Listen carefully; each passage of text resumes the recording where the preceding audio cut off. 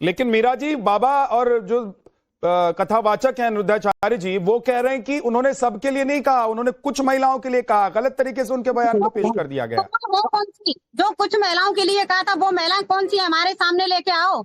जो कुछ महिलाओं के सामने कहा था आपने, वो महिलाओं तो पता तो चलना चाहिए कि जो महिलाओं के लिए कहा था आपने, सब देश की महिलाओं के लिए तुमने तो सबको एक नजरिए से देखा था। आपको क्या लग रहा है कि इस तरह के जो कथावाचक हैं या जिनको सुनने के लिए लाखों की संख्या में लोग आते हैं, उनको जेल के चक्कर काटने चाहिए? ये जरूरी है? चलो, ये तो सनातनी हमारे साधु संत हैं। अगर यही बात मुल्ला कह देता तो मुल्ला के घर पे बिल्डोजर भी चल जाता और वहां में कितने चांटे पड़ते, कितनी जगह से तोड़ा जाता। ये साधु संत हैं तो हम इनके सम्मान करना जानते हैं, तो करवाना भी जानते हैं। यतिमा चेतनानंद सरस्वती जी, आप सहमत हैं मीरा राठौर जी की बातों से? नहीं, देखिए झा साहब, मैं सहमत नहीं हूँ। अभी जिस तरीके की बातें चल रही हैं, उन्होंने जो कहा उस पर काफी बहस हो चुकी है और उन्होंने सामाजिक परिप्रेक्ष्य में बात की। एक कथावाचक हो, वो व्यासपीठ पर बैठकर सामाजिक सरोकार की बात हमेशा से करते रहे हैं और करनी चाहिए। अपनी बहन बेटियों को दिशा देना। अभी जो मीरा राठौर जी कह रही हैं, इनसे मेरे कुछ सवाल हैं। क्या ये जानती हैं कि हिंदू महासभा के संस्थापक कौन थे? क्या ये जानती हैं कि हिंदू महासभा की स्थापना क्यों हुई? इन्होंने कहा मुल्ला होता तो चांटे पड़ते। यहाँ मुल्ला जो है ना, वो छांगुर बाबा जैसे मुल्ला 5000 बेटियों को फंसाकर उनके साथ घिनौनी हरकतें कर रहे हैं, सामूहिक बलात्कार कर रहे हैं मुल्ला। इनको शायद इतिहास का पता नहीं है कि हिंदुओं की बेटियों की मंडियां लगा दी गई। अगर सुनिए मीरा जी, आप जब बोल रही थी थोड़ी मर्यादा रखिए। आप जब बोल रही थी तो मैं शांत थी।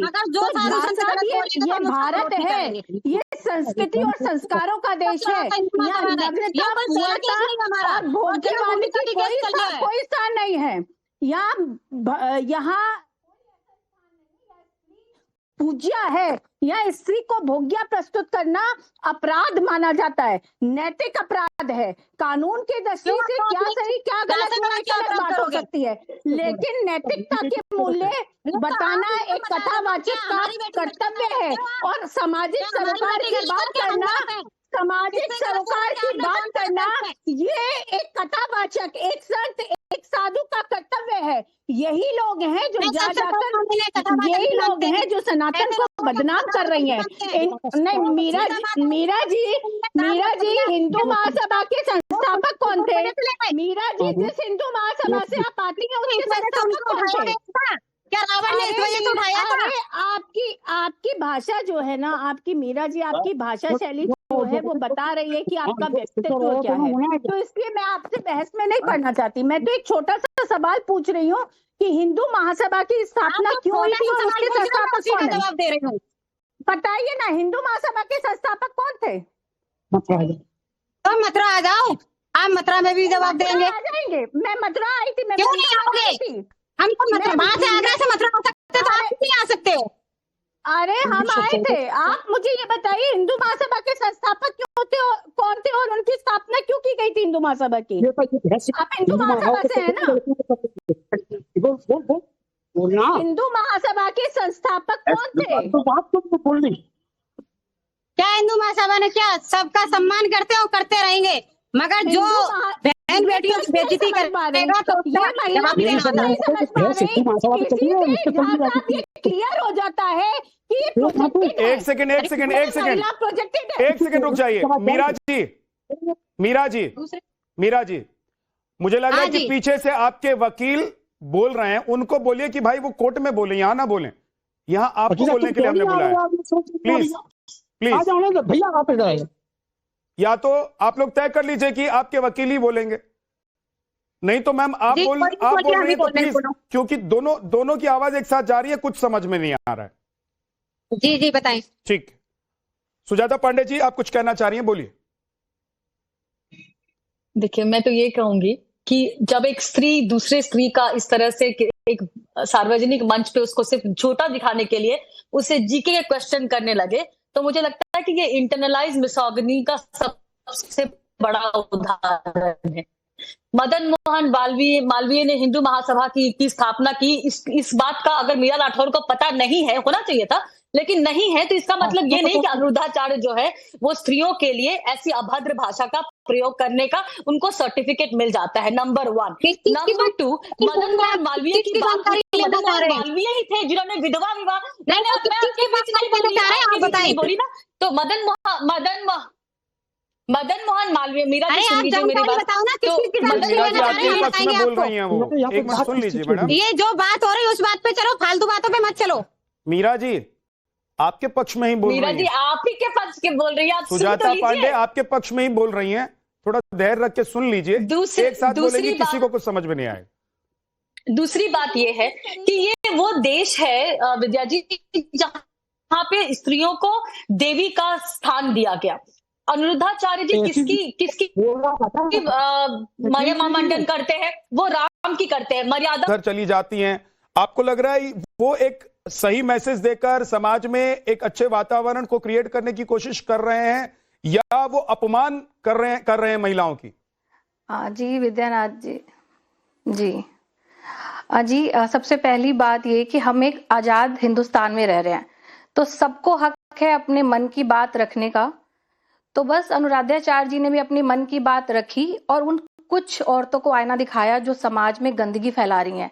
बट उन्होंने अपनी वीडियोस में बार बार ये बोला है कि मैंने कुछ अगर आप ये कह रही हैं कि कुछ महिलाएं गंदगी फैला रही हैं, तो कल हो सकता है आप पर भी कोई केस कर दे, लेकिन नेगेटिव वे में ले गई हैं जी।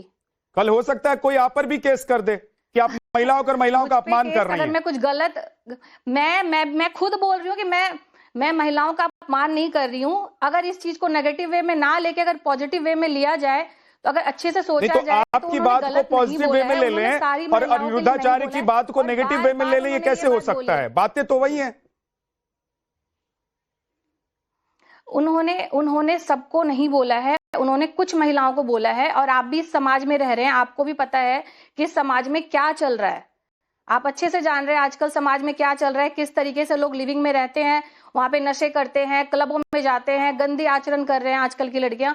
तो उस विषय में बोला है, उन्होंने समाज को सुधारने का काम किया है, क्योंकि आज के डेट पे कोई बोलने वाला नहीं है। अगर कुछ धर्मगुरु आके बोल रहे हैं तो उनके खिलाफ ये चीजें हो रही है, लव जिहाद हो रहा है, बांग्लादेशी घुस रहे हैं, वो हमारी हिंदू महिलाओं के साथ क्या कर रहे हैं, इस बात पे कोई सवाल ही नहीं उठा रहा। यहाँ पे बस हमारे धर्मगुरु को ही टारगेट किया जा रहा है।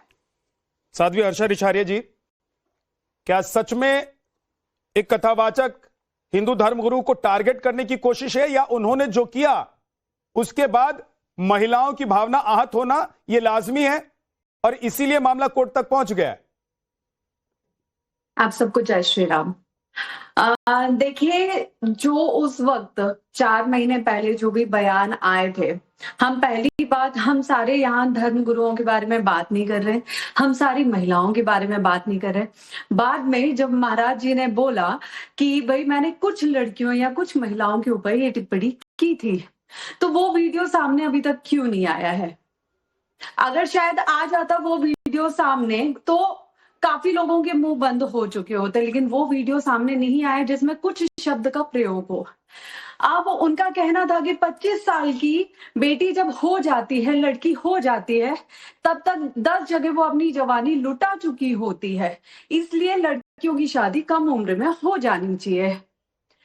क्या लड़की अकेले अपनी जवानी लुटा रही है, जिनके बारे में भी उन्होंने बोला है, जिन कुछ लड़कियों के बारे में उन्होंने बोला है, क्या लड़की अकेले अपनी जवानी लुटा के आ रही है?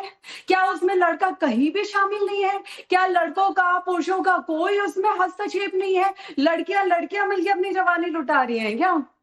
और ये कौन है जो ये तय करेंगे कि बेटियों की शादी कब होनी चाहिए और कौन सी बेटी क्या कर रही है? क्या ये सबकी जिंदगी को जानते हैं कि कौन सही है, कौन गलत है? ये पुरुषों के बारे में, बेटों के बारे में बात क्यों नहीं कर रहे कि लड़के आज की डेट में क्या कर रहे हैं? कितने बलात्कार हो रहे हैं, कितनी किडनैपिंग्स हो रही हैं, कितना कुछ हो रहा है। कोई लड़की अगर मना कर दे रही है तो लड़के जिद में आगे कभी तेजाब तो कभी चाकू से वार कर रहे हैं। उस पे क्यों नहीं? अगर वो लड़कों के बारे में भी बात करें तो क्या उनका अपराध कम हो जाता है? उनके मुख से, उनके, देखिए, उन्होंने जो वचन अपने मुख से दिए हैं, शब्द ऐसी चीज है कमाल। क्या महिलाएं ये महसूस करेंगी कि नहीं चलो लड़के के बारे में भी कह दिया तो चलो ठीक है, हमारे बारे में कह दिया तो क्या दिक्कत है? ले सकते हैं आप, कैसे कोई शब्द बोल के वापस ले सकते हैं? उसी वक्त जिस वक्त उन्होंने बयान दिया उसी वक्त हमारे पूजनीय प्रेमानंद जी महाराज ने भी बयान दिया, लेकिन प्रेमानंद जी महाराज ने उनकी कथाओं को सुने नहीं है। वो बयान हर दिया कथा में पुरुष और महिलाओं को दोनों को बराबर लेके चलते हैं। वो हमेशा महिलाओं को आगे रखा है उन्होंने। अनुराधाचार्य जी की जितनी भी आप कथा देखिए, जितनी वायरल होती है वीडियोस, हर वीडियोस में आपको दिखेगा कि वो महिलाओं को कितना आगे लेके चलते हैं। बिल्कुल प्रियंका जी, मैं बिल्कुल आपकी बात से सहमत हूँ। उनका गौरी गोपाल आश्रम मैं खुद गई हूँ, जिस तरह वृद्ध माताओं की वो पूरी सेवा करते हैं, वो खुद मैंने अपने आंखों से देखा है। ऐसा कुछ भी नहीं है जो मुझे पता ना हो। लेकिन आप मुझे बताइए कि हम इतनी सारी सेवाओं को देखते हुए क्या उन्होंने जो कुछ चंद शब्द, मैं ये नहीं कह रही हूँ कि वो हमेशा गलत बोलते हैं और हमेशा स्त्री का अपमान करते हैं, मैंने ऐसा बिल्कुल भी नहीं बोला है। और वो जो आश्रम में जितनी भी वृद्ध माताएं रहती हैं उनके पास सारी औरतें ही हैं और सारी माता ही उनके आश्रम में रहती हैं और इतनी सारी औरतों की वो सेवा करते हैं। और यही एक लाइन गलत थी, उनकी पूरी बातें गलत नहीं थी, ये एक बात। लेकिन उस बात पर हर्षा रिछारिया जी, उस बात पर अगर आप ये मान रहे हैं कि उनकी एक बात गलत थी, हर्षा जी, एक सेकंड, वो हमारे गुरु हैं। सुजाता पांडे कुछ दिखाना चाह रही है। सुजाता जी मैं आ रहा हूं आपके पास, लेकिन एक सेकंड, एक चीज हर्षा रिछारिया, प्रियंका एक सेकंड, हर्षा रिछारिया जी, आप कह रही हैं कि उनकी सिर्फ एक बात बुरी है, उनके बहुत सारे वीडियोस वायरल होते हैं, उनके